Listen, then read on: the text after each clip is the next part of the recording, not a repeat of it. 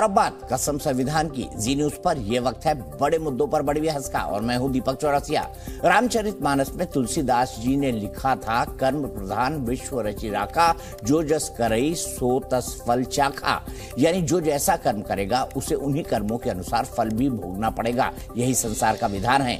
UP में निकाय चुनाव के पहले चरण के लिए आज प्रचार खत्म हो गया और गोस्वामी तुलसीदास की ये पंक्तियां मुख्यमंत्री योगी आदित्यनाथ ने प्रयागराज में पढ़ी। योगी ने आगे कहा कि प्रकृति न किसी पर अत्याचार करती है और न किसी के अत्याचार को स्वीकार करती है।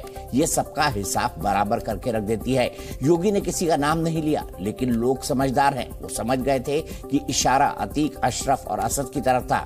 दूसरी तरफ AIMIM के चीफ असदुद्दीन ओवैसी ने भी निकाय चुनाव में वोटों के लिए अतीक और असद का सहारा लिया। ओवैसी ने अतीक के हत्यारों की तुलना गांधी के हत्यारे गोडसे से की। इतना ही नहीं, आतंकी अजमल कसाब को भी चुनाव में घसीट लाए। बोले कि कसाब को भी जिंदा पकड़ा गया था, उसे भी सीधे गोली नहीं मारी गई थी बल्कि अदालत के हवाले किया गया था। घूम फिर कर यही कहना चाहा कि अतीक का मर्डर और असद का एनकाउंटर साजिश थी।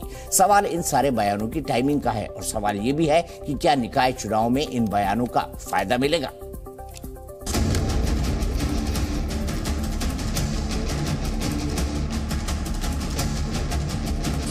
जहां पर अन्याय अत्याचार से पीड़ित मानवता आकर के न्यायालय की शरण में आकर के न्याय प्राप्त करने की विलासा से आता है, कुछ लोगों ने उस प्रयागराज की धरती को अन्याय और अत्याचार का शिकार बना दिया था। पुलिस कस्टडी में किसकी हत्या होती है तो ये तो उनको शर्म आनी चाहिए, उनकी सरकार को, कि जिसके हाथों में जंजीरें हैं, जो आपका एक प्रिजनर है, आप उन्हीं को आप सेफ्टी नहीं प्रोवाइड कर सक रहे हैं। ये प्रकृति न किसी पर अत्याचार करती है और न किसी के अत्याचार को स्वीकार ही करती है। सबका हिसाब बराबर करके रख देती है। जिन्होंने पुलिस की कस्टडी में इन दोनों को गोली मार हत्या की, मैं ये पहले भी कहा, आज भी कह रहा हूं, वो नाथूराम गोडसे की नाजायज पकड़ाओ।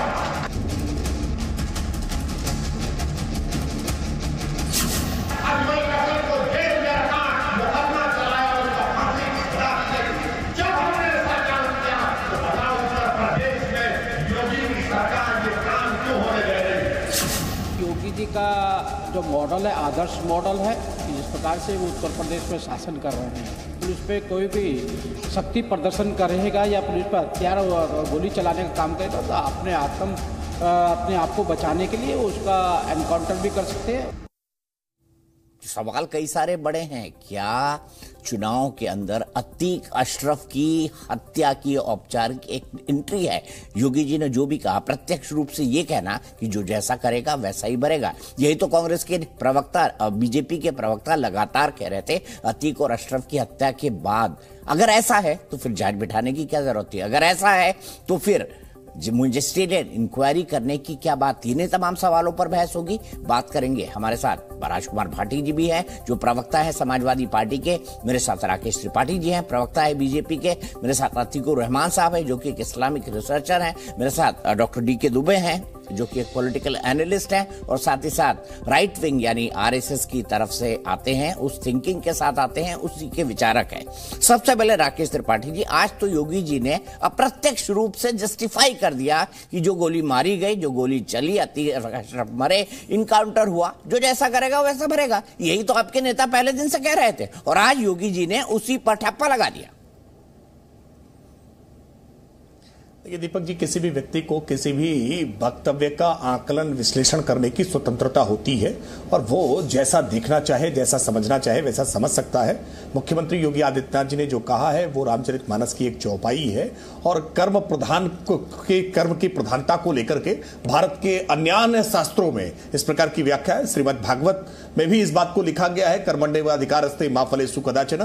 तो कर्म की प्रधानता को लेकर के, और जैसा कर्म करेंगे उसी के अनुरूप परिणाम आएगा, इस बात को लेकर के अलग अलग शास्त्रों ने व्याख्या की है। मतलब यही है, अतीक अशरफ का जो हुआ वो सही हुआ, ये आसमानी इंसाफ है, यही तो कह रहे हैं योगी जी भी। बात है कि उन्होंने एक चौपाई कोट कर दी। नहीं, बिल्कुल नहीं।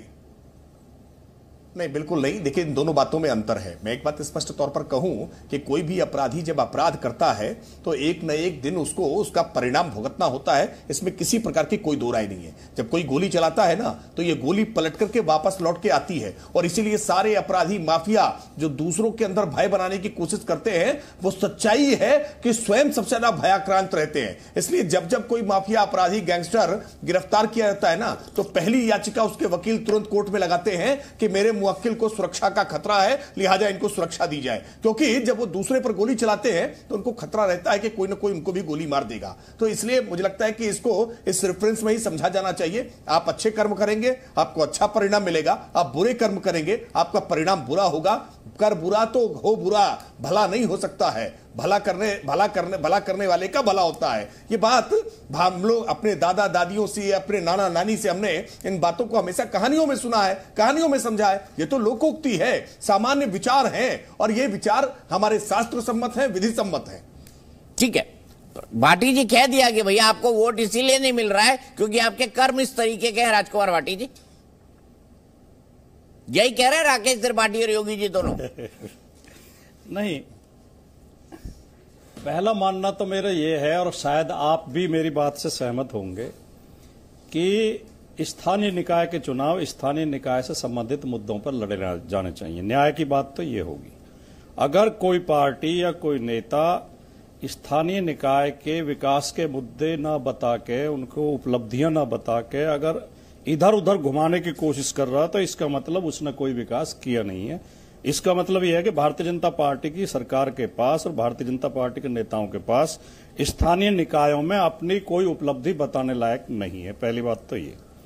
दूसरी बात, जो माननीय योगी जी कह रहे हैं कि प्रकृति सबके साथ न्याय करती है, तो प्रकृति तो उस व्यक्ति के साथ भी न्याय करेगी जो एक समय तो ऐसा था कि संसद के अंदर खड़े होकर रोता था कि पुलिस मुझे मार देगी, तब तो पुलिस इतनी खराब थी, और फिर जब उन्हें पावर मिली तो अपने ही मुकदमे वापस ले लिए। तो जो मुकदमे वापस लिए गए हैं उसमें न्याय कानून करता, न्यायालय के अंदर जाते, उनकी सुनवाई होती, सबूत पेश किए जाते, तब फैसला होता। अगर वो गलत तरीके से वापस लिए गए हैं तो प्रकृति तो उनमें भी न्याय करेगी। दूसरी बात, जो उत्तर प्रदेश के हालात हैं और जिस पर ये पीठ ठोक रहे हैं, आप सबको पता है, पूरी मीडिया में खबर है कि अयोध्या में जो एक पुजारी रामशंकर दास जी ने आत्महत्या कर ली, लाइव आत्महत्या, और उन्होंने फेसबुक लाइव किया आत्महत्या से पहले। उन्होंने कहा पुलिस मुझे परेशान कर रही है, पुलिस मुझसे पैसे मांग रही है, मैं कहां से पैसे दूंगा। अगर ये मॉडल, इस पर कोई पीठ ठोकना चाहता अपनी, जहां पुजारियों को आत्महत्या करनी पड़ रही है अयोध्या जैसे पवित्र स्थान पर, जो कि भारतीय जनता पार्टी का मुख्य राजनीति का बिंदु है। और आपने ये भी देखा होगा कि जंतर मंतर पे देश की महिला खिलाड़ी जो मेडल लाती हैं अंतर्राष्ट्रीय प्रतियोगिताओं में, ओलंपिक में, एशियाड में, वो धरने पर लगातार बैठी रही। उस सांसद के खिलाफ अभी तक भी कोई कार्रवाई नहीं हुई है। अच्छा, राजकुमार भाटी जी, वैसे पता है कि आपकी पार्टी के अध्यक्ष ने ब्रजभूषण शरण सिंह के बारे में क्या बोला है? वो आप बता देना, लेकिन जो सारा देश देख रहा है। ना, मैं आपको बता देता हूँ अखिलेश यादव जी ने क्या कहा है, और उसको ब्रजभूषण शरण सिंह जी ने अपने एक इंटरव्यू में कोट भी किया है। उन्होंने कहा है कि भाई, अखिलेश ने कहा कि ब्रजभूषण जी कुछ भी कर सकते हैं, रंगदारी कर सकते हैं, हत्या कर सकते हैं, कुछ अपहरण करवा सकते हैं, लेकिन किसी बच्ची के साथ ऐसा नहीं कर सकते। और मैं अखिलेश यादव जी को धन्यवाद देता हूं इसके लिए, यह ब्रजभूषण जी ने कहा है। क्यों रॉन्ग नंबर डायल करते हैं आप? हाँ, लेकिन ब्रजभूषण सिंह ने यह भी कहा है कि अगर योगी जी और मोदी जी कहेंगे तो मैं रिजाइन कर दूंगा, यानी कि कानून का कोई अखिलेश जी तो कहते हैं कि ब्रजभूषण भाई रिजाइन कर दो। उन्होंने तो कोई सम्मान नहीं, ना अपील, ना जांच, ना कोर्ट, ना कानून, ना कचहरी। अखिलेश जी ने तो कह दिया क्लीन चिट है भाई, ब्रजभूषण जी ऐसा कर ही नहीं सकते। दीपक जी, मैं पूरी कोशिश करता हूं कि डिबेट में आपके प्रति कोई व्यक्तिगत टिप्पणी ना करिए सर, लेकिन आप करिए। बचाव करते हैं बीजेपी का। मैं तो कहता हूं खुला खेल, जैसे आपने, जितने मन में आप ही तो बोल रहे हैं लगातार। अरे 2 मिनट आप लगातार बोले, मैंने तो आपसे सवाल पूछा जब आपने ब्रजभूषण के बारे में टिप्पणी की, सिर्फ याद दिलाया कि अखिलेश जी ने कुछ दिन पहले उनके बारे में क्या कहा था। जैसे आपने पूरी आस्था के साथ राकेश जी का भाषण सुन लिया, मुझे भी 1 मिनट बोल लेने देते। अरे कैसी 60 बात सेकंड भैया, मुझे भी दिखाओ दे देते। कितनी देर बोले अब देखो, राजकुमार मैं तो भाटी मुद्दे जी। बता रहा हूं। मैं आप काउंटर लगा के प्लीज उसको चलाइए। राजकुमार भाटी जी का ओपनिंग स्टेटमेंट कितने सेकंड का था? मैं चलाऊंगा अभी, आप कंक्लूड करिए। आप अब दीपक जी लगातार तो आप मुझे टोक रहे हैं, बताओ, लगातार तो मुझे आप पटरी से उतारने की कोशिश कर रहे हैं। आप लगातार तो कोशिश कर रहे हैं कि बीजेपी के खिलाफ न बोला जाए। मैं 2-3 पॉइंट और कह के, अगर आप इजाजत दें तो केवल 2-3 पॉइंट और कहना चाहता हूं। संजय शेरपुरिया ने एक व्यापारी, एक उद्योग समूह से 6 करोड़ रुपए वसूल लिए, ये कह के कि मैं ईडी से तुम्हें बचवा दूंगा। ये यूपी का मॉडल है। और संजय शेरपुरिया वो व्यक्ति है जिसके माननीय मोदी जी से लेकर अमित शाह से लेकर राजनाथ सिंह से लेकर सबके साथ फोटो हैं। बीजेपी का बहुत अंदर तक घुसा हुआ आदमी। मेरठ में चेक बाउंस के मुकदमे में पुलिस व्यापारियों को उठा के भाग ली, जिसके खिलाफ नॉन बेलेबल वारंट नहीं था, बेलेबल वारंट था। बेलेबल वारंट में अरेस्ट करने की अधिकार नहीं है पुलिस को, केवल सूचना देनी होती है। और उसकी पत्नी और उनका भाई पीछा कर रहे थे। शेरपुरिया को भी छोड़ दे स्कूटी से। और बीजेपी के राज्यसभा सदस्य, नहीं भाटी जी, शेरपुरिया को भी छोड़ दे। बीजेपी के राज्यसभा सदस्य, आप कह रहे हैं बेलेबल वारंट है, उसको अरेस्ट करने की जरूरत नहीं थी, इसको भी छोड़ देते, कोई दिक्कत नहीं है। बेलेबल वारंट पर अरेस्ट करने की तो गलत क्या यूपी पुलिस? आप तो कह रहे हैं यूपी पुलिस गलत काम करती है। शेरपुरिया को अरेस्ट करना ही नहीं था, बेलेबल वारंट है। अब देख लो, आप फिर पटरी से उतारने लगे। लक्ष्मीकांत वाजपेयी जी बीजेपी के प्रदेश अध्यक्ष रहे हैं, राज्यसभा सदस्य हैं। उन्होंने मांग किया कि पुलिस के खिलाफ हत्या का मुकदमा होना चाहिए। गलत किया पुलिस ने मेरठ में व्यापारी के साथ। और आखिर में बस ये मैं कह के कि गाजियाबाद में एक और फ्रॉड हुआ है, जीएसटी की चोरी का धमकी देके तुम्हें जेल भेज देंगे, 22 लाख रुपए वसूल लिए। अगर ये उत्तर प्रदेश का मॉडल पर पीठ ठोकना चाहते हैं माननीय योगी जी और बीजेपी के लोग, तो उनकी मर्जी है। बाकी तो उत्तर प्रदेश में तो जंगल राज है, न्याय की कहीं संभावना ही नहीं बची है। ठीक है, अब तो खाता ना वही जो योगी जी कहते वो सही, जिसको राकेश त्रिपाठी जवाब ठोक दो। कानून और सबूत और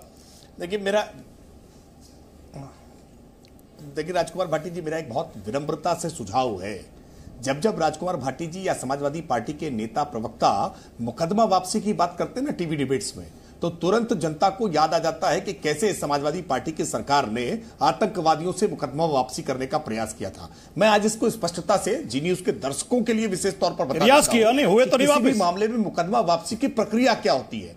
सुन तो लीजिए, आप बात तो सुनिए ना।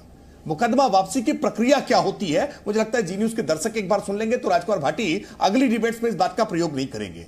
सीआरपीसी के अंतर्गत धारा 321, इसके तहत लोक अभियोजक किसी भी मामले में सरकार अपने मामले में मुकदमा वापसी लेने का प्रयास करती है, लेकिन बिना किसी कोर्ट के सहमति के, अनुमति के कोई भी संज्ञेय प्रकृति का अपराध वो मुकदमा वापसी नहीं हो सकता है। यानी जिसमें गंभीर प्रकृति के अपराध होते हैं, जिसमें सजा का प्रोविजन होता है 3 वर्ष से अधिक का, ऐसे किसी भी मामले में कोई भी राज्य सरकार मुकदमा वापस नहीं ले सकती है। बावजूद इसके बार बार समाजवादी पार्टी के नेता प्रवक्ता ये झूठ परोसते हैं कि मुख्यमंत्री जी ने अपने खिलाफ दंगे के मामले, अपने खिलाफ अटेम्प्ट टू मर्डर के मामले वापस ले लिए हैं। ये कोरा झूठ है, कोरी बकवास है। मैं इसलिए कह रहा हूं ना, आतंकवादियों से मुकदमा वापस लेने का अपने प्रयास क्या था, प्रयास ही कर सकते थे, क्योंकि मुकदमा वापसी तो कोर्ट के विवेक पर, कोर्ट के निर्णय पर तय होगा। कोर्ट नहीं चाहेगी तो निर्णय नहीं हो सकता है, मुकदमा वापसी नहीं कर सकते हैं। इसलिए मैं कहता हूं मुकदमा वापसी का पॉइंट मत रखा करिए। जब आप बोलते हैं तो अपने लिए ही कब्र खोदते हैं। इसलिए मैं कह रहा हूं राजकुमार भाटी जी,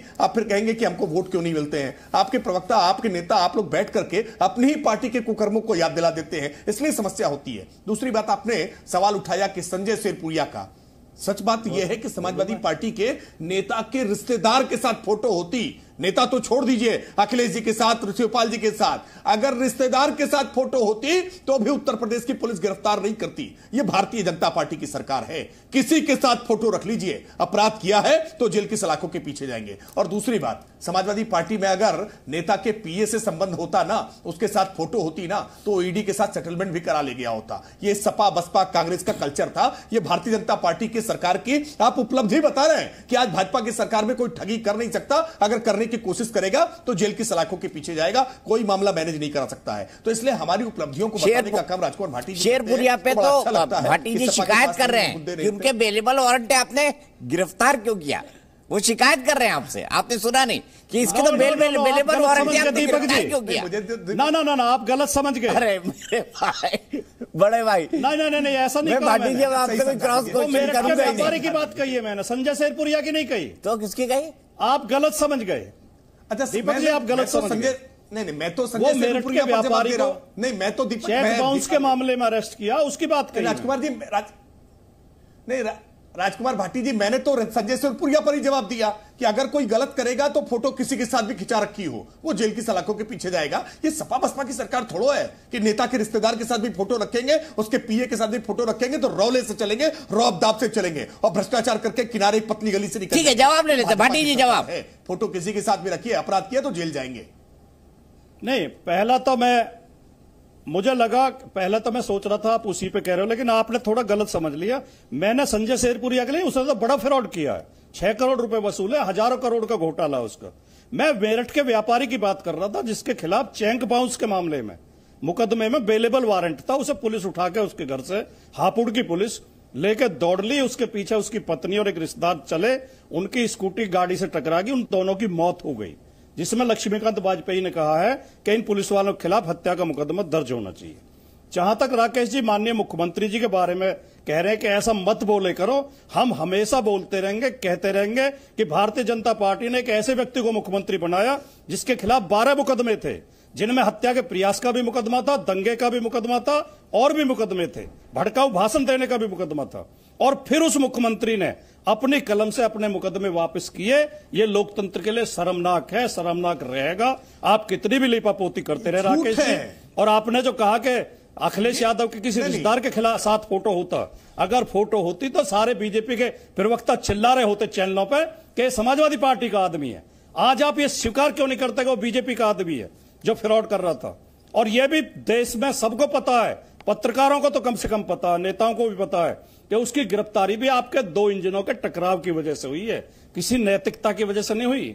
दोनों इंजन टकरा रहे हैं, पूरा प्रदेश देख रहा है। जब उसकी गिरफ्तारी हो गई है तो फिर एक उद्योग समूह पे इनकम टैक्स के छापे पड़े हैं। वो प्रदेश को सेंटर का जवाब है, तुम हमारे आदमी को छेड़ोगे तो हम तुम्हारे आदमी के खिलाफ छापे डालेंगे। ये राकेश जी अब सब समझ रहे हैं, ये चीजें आपकी बाहर आ चुकी हैं। अब इन पे आप कितनी लिपापोती करो लेकिन ये छिपेंगी नहीं। राकेश जी, क्विक जवाब में फिर आगे बढ़ूंगा क्योंकि मैं को बाकी गेस्ट का बात। मुझे बड़ा आश्चर्य होता है कि कैसे कपोल कल्पित कथाएं करने का काम समाजवादी पार्टी करती है। मैंने तो दर्शकों के लिए कहा है, इंटरनेट पर गूगल पर सर्च कर ले, दंड प्रक्रिया संहिता अंतर्गत धारा 321 मुकदमा वापसी की प्रक्रिया क्या होती है, इंटरनेट पर सहज हिंदी और अंग्रेजी दोनों में उपलब्ध है। इसलिए राजकुमार भाटी की बात की पोल खुल जाएगी कि कोई भी मुकदमा बिना कोर्ट की अनुमति सहमति के वापस नहीं हो सकता संज्ञेय प्रकृति का। उसके बावजूद ये बार बार झूठ बोल रहे हैं। हम तो कह रहे हैं ना, आतंकवादियों से मुकदमा वापस लेने का प्रयास किया था आपने, ले तो सकते ही नहीं थे ना, संभव ही नहीं है। कोई हत्या का मुकदमा वापस नहीं हो सकता है, कोई दंगे का मुकदमा वापस नहीं हो सकता है। हाँ, कोर्ट उसकी मेरिट पर विचार करती है और मेरिट में ये बात साबित हो जाती है। आपका जवाब 30 सेकंड में, फिर मैं आगे बढ़ूंगा दूसरे मुद्दे पे, तो बिल्कुल वापस हो सकता है। केवल एक ही वाक्य बोलना चाहता हूं कि माननीय मुख्यमंत्री जी ने चुनाव लड़ते समय जो अपने मुकदमों के लिए वो दिया था, शपथ पत्र दिया था, उसे आप टीवी पर रख दें सामने। उसमें ये मुकदमे हैं या नहीं है? हत्या के प्रयास का मुकदमा, दंगे का मुकदमा, भड़काऊ भाषण का मुकदमा, 12 मुकदमों का जिक्र उनके घोषणा पत्र में है या नहीं है? उन्होंने शपथ पत्र देकर ये कहा कि नहीं कहा कि मेरे खिलाफ ये मुकदमे हैं? ठीक है, चलिए आगे चलते। अब मैं आता हूं सीधे अतीकुर रहमान साहब। अतीकुर रहमान साहब, आज अच्छा अतीकुर रहमान में कुछ दिक्कत आ रही है, लेकिन चलिए अब इसी बात को आगे बढ़ाते हैं। राकेश त्रिपाठी जी वो फिर कह रहे हैं कि 12 मुकदमे तो डीके दुबे साहब के पास चलते हैं, वकील भी है वो। दुबे साहब बताइए, ये फिर कह रहे हैं कि 12 मुकदमे तो योगी जी में थी, इन्होंने वापस लिए। मैं दीपक जी, राकेश जी आ रहा हूं। मुकदमों की जहां तक बात आती है तो पहले ध्यान रखना चाहिए कि पॉलिटिकल मुकदमे कौन से हैं और बाकी मुकदमे कौन से हैं। पॉलिटिकल मुकदमे जो रहते हैं उनको तो सरकार वापसी के लिए आगे इनिशिएट कर सकती है, लेकिन हीनियस क्राइम के जो मुकदमे हैं उनके लिए अनुमति न्यायालय से चाहिए होती है। न्यायालय रिकॉर्ड देखता है, रिकॉर्ड देखने के बाद जब उसको लगता है कि रिकॉर्ड पर कुछ नहीं है, ये पॉलिटिकली जबरदस्ती मुकदमे लगाए गए हैं, तो फिर उन मुकदमों को न्यायालय की अनुमति से विड्रॉ किया जाता है। कभी बहुत बार ऐसा होता है कि न्यायालय में मुकदमा वापसी के लिए अगर कोई जाता है तो न्यायालय डांट कर मना कर देता है और कहता है रिकॉर्ड पर बहुत कुछ मटेरियल है, मैं संज्ञान ले चुका हूं, इस मामले में क्राइम हुआ है, ये मुझे प्राइमा फेसाई दिखाई देता है और इसलिए इसका विड्रॉवल नहीं हो सकता, इसको लड़ना पड़ेगा। अब सरकारी वकील अगर उसको अच्छे से नहीं लड़ता है तो बहुत बार एमिकस क्यूरी अपॉइंट कर देता है, यानी कि कोर्ट की सहायता के लिए दूसरे एडवोकेट अपॉइंट कर देता है अपनी तरफ से और खर्चा भी देता है और कहता है ये मुकदमा कंप्लीट होना चाहिए क्योंकि सरकार लग रहा है कि इसमें शिथिल हो गई है। इसलिए मुकदमे वापसी की जहां तक बात की जाती है तो वो इतना आसान नहीं है। पॉलिटिकल मुकदमे आसानी से वापस हो जाते हैं और पॉलिटिकल मुकदमे ही मोस्टली लगाए जाते हैं इस प्रकार के लोगों पर। जब सरकार होती है तो ये लोग पॉलिटिकल मुकदमे लगाते हैं। तो मेरा मानना ये है कि अगर कह रहे हैं कि ये 10 मुकदमे, तो योगी जी ने 10 मुकदमों की चर्चा की होगी, 12 मुकदमे जो लगाए गए हैं, लेकिन वो विड्रॉवल के समय पर माननीय न्यायालय के द्वारा उसमें रिकॉर्ड में जब कुछ नहीं मिला होगा तभी ऐसा होता है, अदरवाइज नहीं होता है। ठीक है, अतिकुर रहमान साहब, कहा आपके एक नेता कह रहे हैं, कई सारे मुसलमान लोग भी कह रहे हैं, माफ कीजिएगा, अल्पसंख्यक मुस्लिम समुदाय के लोग, मुसलमान लोग नहीं कहना चाहिए, मुस्लिम समुदाय के लोग, इस्लाम धर्म मानने वाले, वो ये कहते हैं कि भाई देखिए ये तो जो हुआ है ये तो जो है गोडसे की नाजायज औलादे हैं। तो मतलब आप अतीकुर रहमान को किससे कंपेयर कर रहे हैं? राष्ट्रपिता से। कई सारे नेताओं ने कहा, कई ने तो उसके लिए दुआएं भी पढ़ दिए, कई ने कहा वो क्या बोलते हैं, खुदा सजा दे, खुदा उनको सजा दे। अतीक को, माफ कीजिएगा, अतीक को, अतीक और अशरफ को।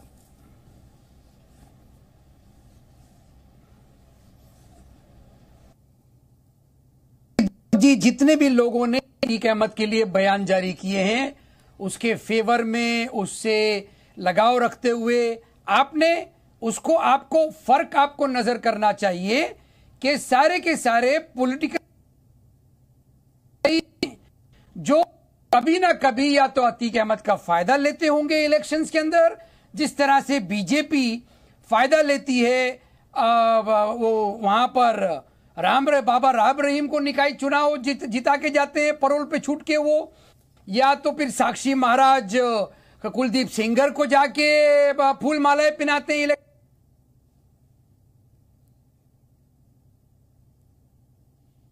टाइम के करना जरूरी। मुझे समझ में नहीं आता है आपने कैसे ये कह दिया कि मुस्लिम समुदाय, अरे मुस्लिम पॉलिटिशियन से जोड़ना चाहोगे? अगर आप ऐसा करते हैं तो सारे के सारे हिंदू समाज को मैं बीजेपी के साथ में जोड़ दूं? अरे भाई, पॉलिटिक्स को आप अलग करिए, समुदाय को अलग। कोई ने क्या अतीक अहमद के लिए कोई पॉजिटिव स्टेटमेंट इशू किया? क्या यह कहा कि भाई इसकी हत्या गलत तरीके से की गई या इसकी हत्या नहीं होना चाहिए थी? किसी ने नहीं किया। इससे आपको अंदाजा लगाना, आपके दर्शकों को कहना चाहिए कि आपकी बेशुमार कोशिश के बावजूद कि इसको एक समुदाय के साथ जोड़ दिया जाए, आप नाकामयाब रहे। हमने कभी भी लिंचिंग जो मुसलमानों की हुई उससे हिंदू समुदाय को जोड़ा नहीं। हमने कहा ये बीजेपी आरएसएस के हिंदुत्ववादियों ने किया है। अच्छा अच्छा अच्छा। तो दीपक जी, ये अगर फर्क हो जाए तो काफी समस्याएं हमारी दूर हो सकती। ठीक बात है। दूसरी इंपॉर्टेंट बात यहाँ पर ये है, बात बोलिए आपने, मैं एक सवाल पूछना चाहता हूँ। लोकल इलेक्शन, अभी आपका सिग्नल ठीक है, बीच में कट के आ रहा था, मैं एक सवाल पूछना चाहता हूँ। आपने बिल्कुल ठीक कहा कि बीजेपी आरएसएस के लोग लिंचिंग कराते हैं, लेकिन मतलब मुलजिम तो पूरा हिंदू समुदाय बनता है ना। और फिर उसके बाद अगर नुपुर शर्मा कोई बीजेपी के प्रवक्ता के तौर पर कुछ बोल देती है तो कई लोगों की गर्दन भी कट जाती है देश भर में। आपको पता है ये बात, सर तन से जुदा। और ये गर्दन फ्रांस में भी कट जाती है, किसी और देश में भी कट जाती है, किसी और देश में भी कट जाती है। ये क्या, ये बताइए ना, समझाइए ना। यस, बहुत अच्छा सवाल है दीपक जी आपका। 10 बार मुझे कांटेक्ट किया गया नुपुर शर्मा के मामले पे बोलने के लिए। जैसे ही उनको मालूम पड़ा कि मैं नुपुर शर्मा का फेवर करने वाला हूं, मुझे डिबेट पर से हटा दिया गया। गजब बात करते हैं। उसके बावजूद मैंने कई चैनल्स के ऊपर यह बात रखी कि नुपुर शर्मा ने कोई गलती नहीं की थी।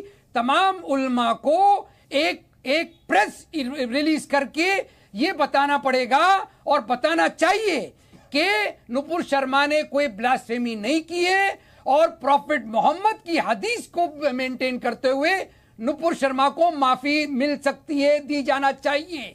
कोई गलती नहीं की, लेकिन 10 में से 5 पे ही बुलाया जाता था साहब। और आपने कई बार मुझे उससे अलग थलग कर दिया। तो ये जो इस्लामोफोबिया, ये हिंदूफोबिया भी कह लीजिए, ये जब मिक्स हो जाता है तो ये बेड़ा गर्क होता है हमारे समाज का।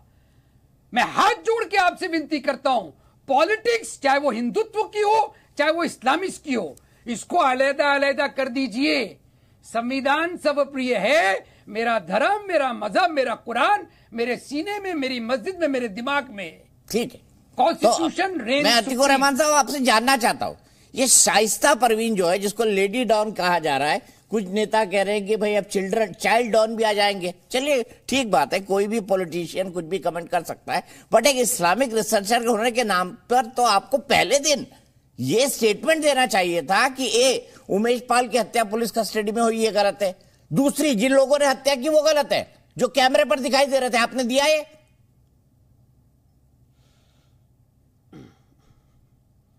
यही वजह है कि मैं पॉलिटिक्स में नहीं आया, पॉलिटिकल साइंस का लेक्चरर होने के बावजूद। अच्छा, दूसरा सवाल पूछिए, क्या आज तक आपने कभी कहा कि शाइस्ता परवीन सरेंडर कर दे?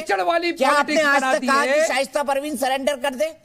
आज तक एक डिबेट में, आप दर्जन डिबेट में बैठे हैं मेरे साथ, एक डिबेट में कहा शाइस्ता परवीन सरेंडर कर दे।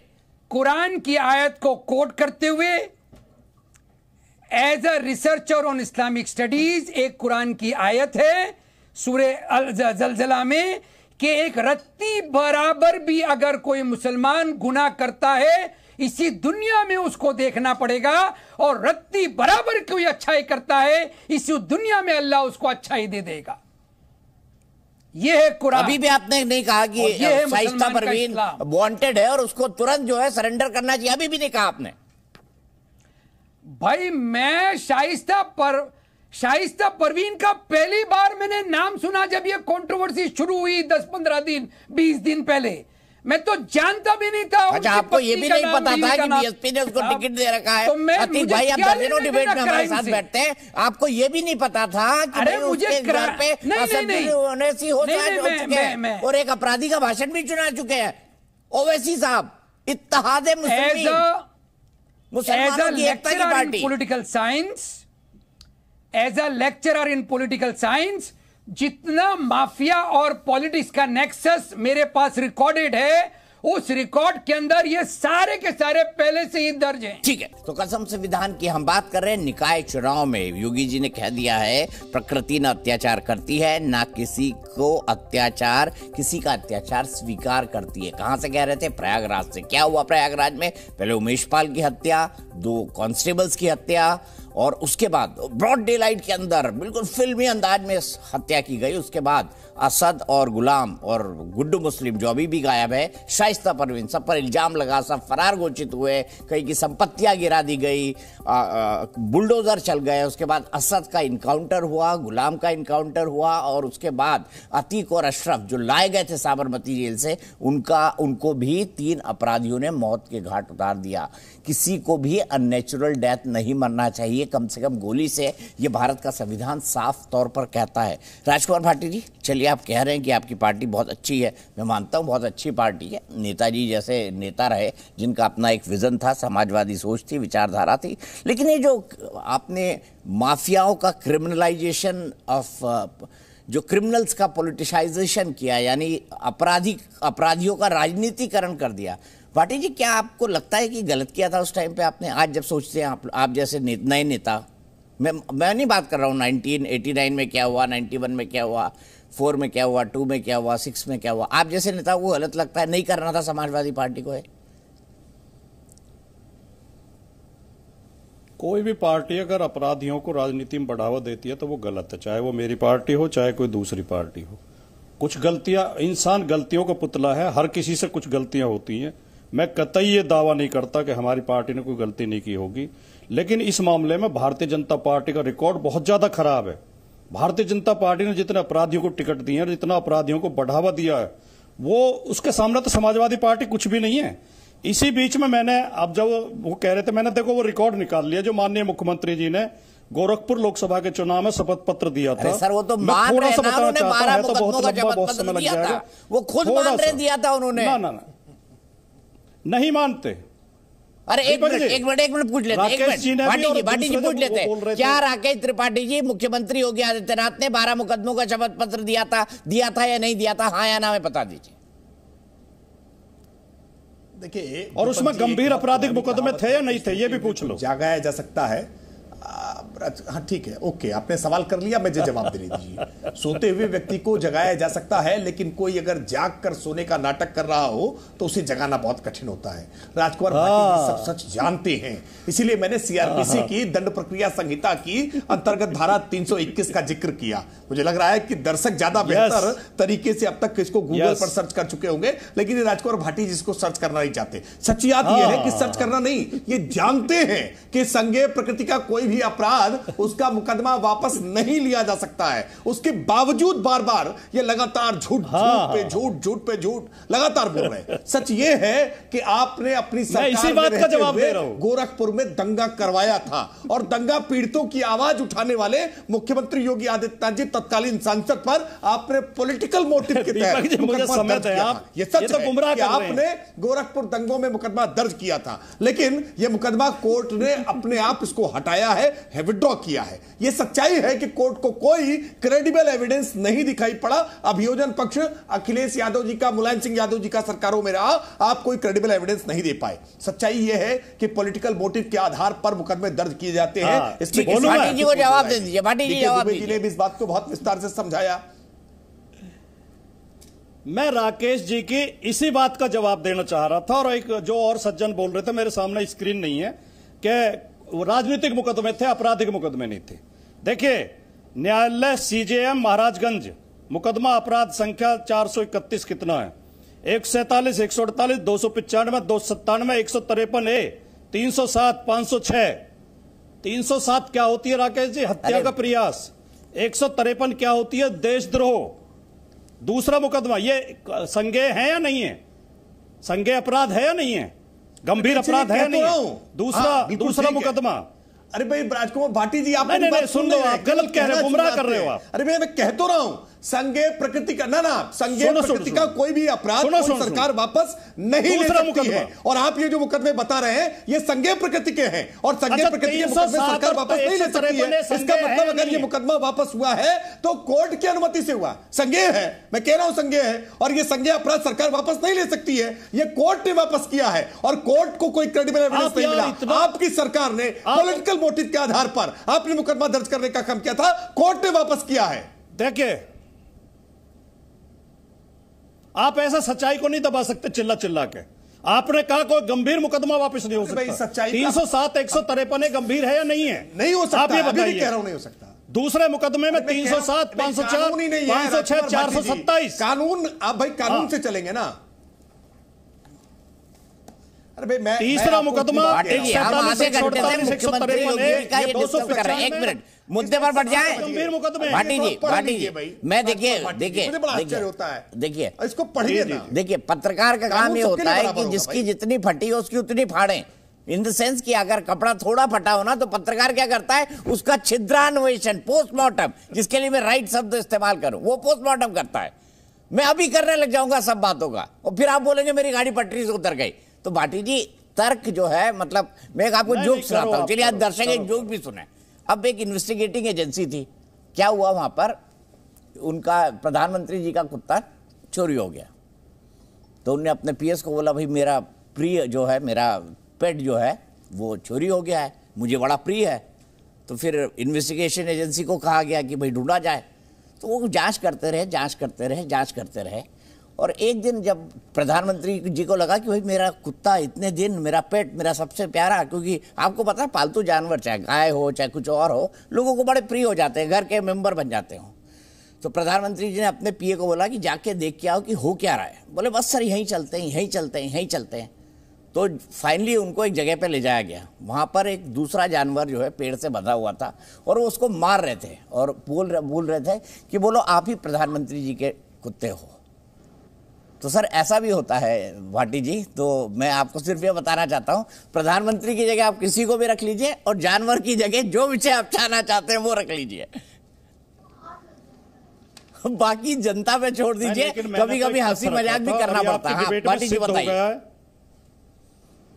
नहीं, आपकी डिबेट में सिद्ध हो गया कि राकेश त्रिपाठी जी झूठ बोल रहे हैं, गलत बचाव कर रहे हैं। गंभीर मुकदमे हैं, 307 और 153 गंभीर मुकदमे होते हैं।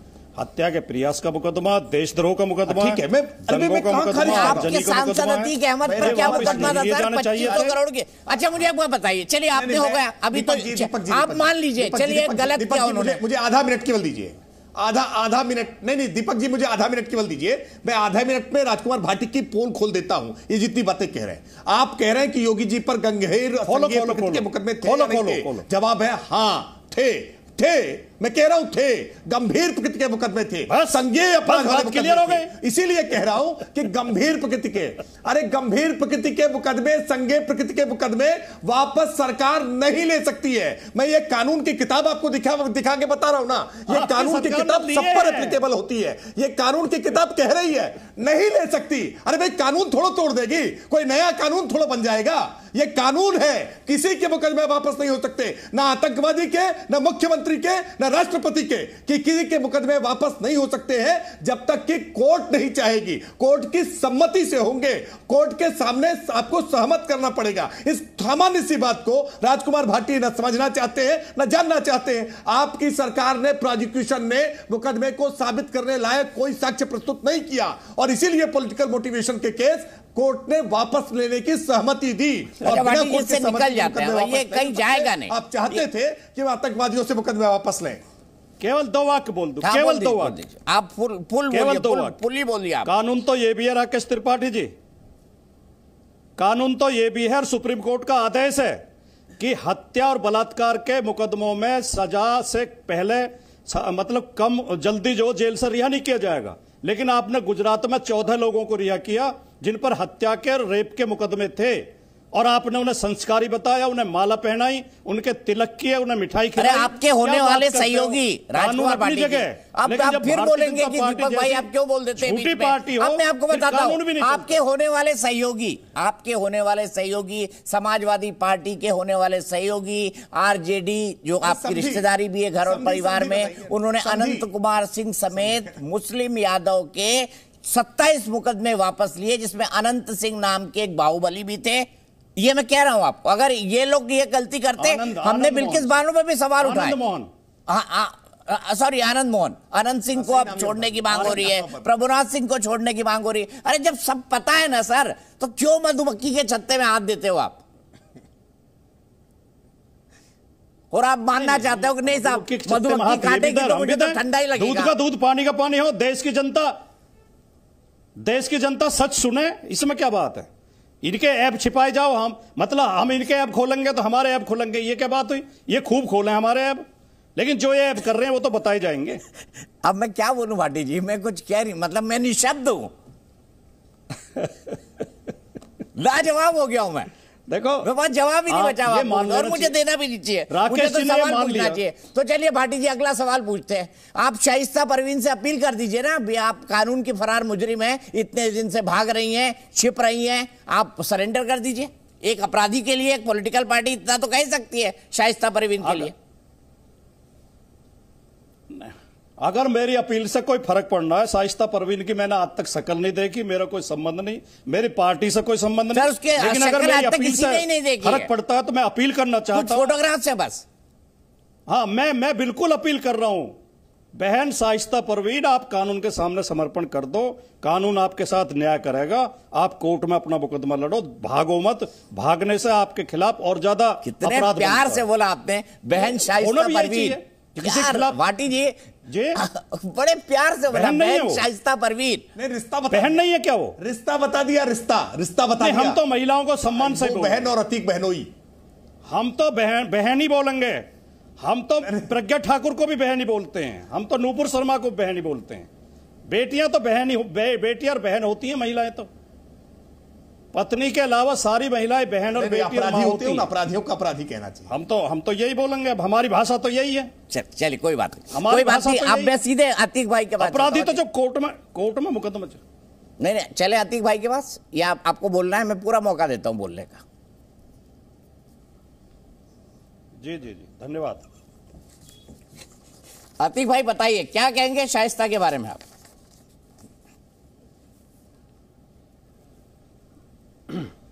नहीं, देखिए, मेरा कोई लोकस बनता नहीं है दीपक जी। फिर भी अगर आप कह रहे हैं कि अगर शाइस्ता परवीन को आप चाहते हैं कि पूरा मुस्लिम समुदाय या कोई भी हमारे पैनलिस्ट अपील करें, तो सिर्फ शाइस्ता परवीन को क्यों?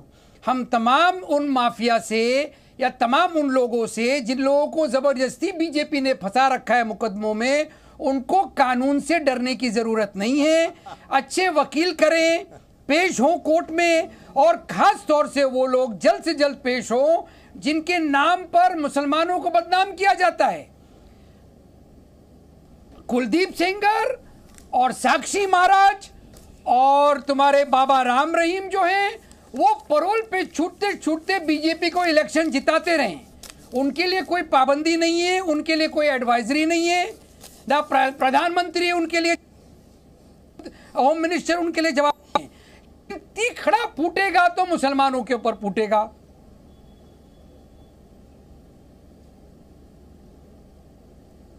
अतीक जी, आपकी आवाज कट रही है, क्या आप सुन पा रहे हैं मुझे? कंप्लीट कर लीजिए अपनी बात, आपका सेंटेंस कट गया था बीच में। जी, मैं सुन पा रहा हूं। कंप्लीट कर लीजिए अपनी बात, मैं आपका सुन पा रहा हूं सेंटेंस कट दीपक गया जी, था। मैं ये कह रहा हूं, आप सुन पा रहे हैं मुझे? जी जी। यस, जितना माफिया भागा हुआ है उसको कानून पर भरोसा रखकर सरेंडर करना चाहिए। खास तौर से मैं उन मुसलमानों के लिए कहूंगा जिनके नाम पर समुदाय को बदनाम किया जा रहा है, वो तुरंत सरेंडर करें, कानून पर भरोसा रखें। लेकिन बीजेपी के जो लोग हैं, माफिया हैं, कुलदीप सेंगर जैसे लोग, जेल में मालाएं पिनाई जाएंगी, वो लाइफ बीजेपी सेंटेंस को जेल में इलेक्शन है। जिताएंगे। कुलदीप सेंगर बाबा जेल रहीम में है। जेल के पीछे रहकर परोल पर जीतकर बीजेपी ये को बात सही बोली जिताएंगे। आपने, ये बात सही बोली। संतों की पार्टी है, बाकी हम सब जो है ना, हम सब गुनहगार हैं, लेकिन बीजेपी संतों की पार्टी है। ठीक है, इसका कोई दुबे साहब, माफिया संतों की सरेंडर पार्टी है नहीं करेगा। बीजेपी। अगर सरेंडर करेगा तो वो मुसलमान सरेंडर करेगा। फिर भी हिंदू मुसलमान कर ही लिया ना आतिक भाई आपने। सुनिए, तो मैं यही कह रहा हूं कि प्रोफेसर साहब की एक खास बात है कि ये कहते हैं कि मैं तो हम झेल चुके हैं, झेलेंगे। पॉलिटिकल साइंस का प्रोफेसर हूं और मैं पॉलिटिक्स से मतलब नहीं रखता, मैं पॉलिटिक्स में नहीं गया। प्रोफेसर जरूर पॉलिटिकल साइंस का हूं, लेकिन जब ये शुरू करते हैं वहां पर बीजेपी और जब खत्म करते हैं तो वहां पर संतों की बीजेपी। और बीजेपी, इनको ये लगता है कि बीजेपी से ज्यादा कुछ बुरा इनके लिए है ही नहीं दुनिया में। और अब जो इन्होंने बाद में कह दिया कि संतों की पार्टी है, राकेश जी, तो आप ये समझ लीजिए कि अब अतीकुर रहमान साहब ने हिंदुस्तान की नब्ज पर हाथ रख दिया, और ये इनके लिए बहुत अच्छा नहीं है, क्योंकि संतों की पार्टी कहना तो इसका मतलब ये हो गया कि इंटेंशनली संतों के ऊपर प्रहार कर रहे हैं, इंटेंशनली भारत की संस्कृति पर प्रहार कर रहे हैं, और ये मान कर चलते हैं कि तुष्टीकरण रोकने वाली भारत में सिर्फ एक पार्टी है और वो है भारतीय जनता पार्टी, और तुष्टीकरण इनकी नीति है। इसलिए तुष्टीकरण की नीति अगर बीजेपी रोकेगी तो इनको स्वाभाविक, भले ही ये कहें कि दीपक जी जवाब देना चाहूंगा, लेकिन ये मानेंगे नहीं, और बीजेपी को बदनाम करना और संतों को, भारत की परंपरा को बदनाम करने से ये कभी बाज नहीं आ सकते। ये वही लोग हैं जो ये कहते थे, अभी ये न्यायालय की बात कर रहे थे, न्यायालय में कहते थे अफजल हम शर्मिंदा हैं, तेरे कातिल जिंदा। याकूब मेनन के लिए रात में अदालतें खुलवाई गई थी। अब ये कह रहे हैं कि मैं कह रहा हूं। भाई ये अगर दिल से सच्चाई से कह रहे हैं तो स्वागत होना चाहिए। ठीक है, एक मिनट का जवाब, फिर मैं कंक्लूडिंग रिमार्क के लिए राकेश जी को रखूंगा।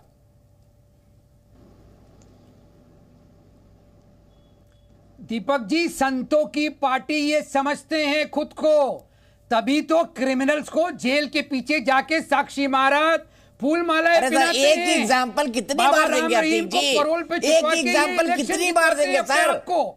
अरे भाई, और कोई ले आइए ना, कोई ढूंढ लीजिए, मैं दे देता हूं आपको 4-5। हम संतों की पार्टी है और बाकी सारे लोग सरेंडर करेंगे। आपने सवाल क्या किया था कि हम सरेंडर की अपील करें, तो मैं कह रहा हूं तमाम मुसलमान क्रिमिनल सरेंडर कर दें। आप बताइए लेकिन किसकी सरेंडर की अपील कर रहा है, करवाते हैं अभी। करेगा। किसके सरेंडर की अपील कर रहा है, एक आध नाम पढ़ दीजिए। अरे भाई ये यूपी माफिया को भाटी साहब ज्यादा बेहतर जानते हैं। मैं मुंबई अरे में आपके हाथ में लिस्ट है, वही जो सब व्हाट्सएप पे घूम रही है, पढ़िए ना कुछ नाम। मेरे सामने जो नहीं मैं उसमें इंटरेस्ट नहीं रखता हूं, मेरे पास और अच्छे काम करने तो सर आप बताइए ना। देखो कुलदीप सेंगर तो है जेल में, आपने बिल्कुल सही कहा। राम रहीम पैरोल पे बीजेपी की चुनाव जीतने में मदद करता है, बिल्कुल सही कहा, मैंने आपको टोका नहीं टोका। अब आप एक आध नाम तो बता दीजिए ना कि जिसको सरेंडर की अपील आप इन लोगों से करवाना चाहते हैं, इनको भी तो एक्सपोज करिए। कुलदीप सेंगर जेल में आजीवन कैदी है। ब्रजभूषण सिंह, अरे भाटी जी से पूछिए ना। ब्रजभूषण सिंह, पहले अखिलेश यादव को समझाइए ना कि वो कोई गुनाह इस तरह का नहीं कर सकते। पहले अपने अध्यक्ष को तो समझा लीजिए भाटी जी, फिर रॉन्ग नंबर डायल। कितना भाटी जी मुकदमा दर्ज है। अरे मेरे भाई, आपने अखिलेश यादव जी को समझाइए ना कि इतना मतलब इतना साफ तौर पर ब्रजभूषण शरण सिंह को बचाने वाला बयान न दे। प्रवक्ताओं को दिक्कत होती है भाई। उन्होंने बोला मैं जानता हूं ब्रजभूषण शरण सिंह को, वो कुछ भी कर सकते हैं, रंगदारी कर सकते हैं, किडनैपिंग कर सकते हैं, और कोई अपराध का आरोप लगाओ तो हमें मान लेता, पर वो सेक्सुअल हैरेसमेंट किसी का नहीं कर सकते। ये अखिलेश यादव ने उनको क्लीन चिट दी है। क्या भाटी जी ये सवाल अखिलेश यादव से पूछेंगे कि आपने क्यों क्लीन चिट दी अखिलेश जी? जब अखिलेश जी ने बयान दिया था तब मुकदमा दर्ज नहीं था, पॉस्को एक्ट में मुकदमा दर्ज हो गया। बात कर रहे हैं, कैसी बात कर रहे हैं? मतलब आप इतने मंजे हुए राजनेता इस तरह से आर्गुमेंट देंगे अगर डिबेट में, तो फिर मैं झूठ बोल रहा हूं, बताओ आप। सही आप सर नहीं, मैं गलत कह रहा हूं क्या? जब मुकदमा दर्ज नहीं था। अरे आपको बताएं, अगर मुकदमा दाखिल हो गया है तो अभी अखिलेश जी गवाही और देने जाएंगे भाई, क्योंकि वो तो पहले ही अगर क्लीन चिट दे चुके तो उनको तो गवाही देनी चाहिए। अखिलेश जी क्यों जाएंगे? न्यायालय और पूछेंगे नहीं अखिलेश, क्योंकि अखिलेश जी से संबंधित कोई मुकदमा नहीं है। आप ऐसे अनर्गल बात क्यों कर रहे हैं? तो गवाह बनेंगे। अरे सर बात ब्रजभूषण की हो रही है, आपने बोला उनके ऊपर पॉस्को का, वो कह रहे हैं कि अखिलेश जी ये तो कह चुके हैं ऑन रिकॉर्ड, तो गवाही देने जाएंगे। हम कहां अखिलेश जी के मुकदमों की बात कर रहे हैं? तब तक चले कोई बात नहीं, तो राजकुमार भाटी जी एक दिन और बैठेंगे बहस के लिए। अभी 3 दिन बाकी है मेरे हफ्ते में, आज मंगलवार ही हुआ है, 5 दिन करता हूं मैं। चलिए, और सर थोड़ा हंसते मुस्कुराते रहना चाहिए, थोड़ा मजाक भी सुन लेना चाहिए। कोई जोक सुनाओ तो हंस दिया करिए सर, पब्लिक को भी जो है ना थोड़ा हंसना। यो मैं एक शेर सुनाता हूं आपको, आप बड़े शेर सुनाते हैं ना। एक ना एक शम्मा अंधेरे में जलाए रखिए, सुबह होने को है माहौल बनाए रखिए। तो सर ऐसा ही होता है, मैं हमेशा माहौल बनाए रखता हूं। बहुत बहुत शुक्रिया।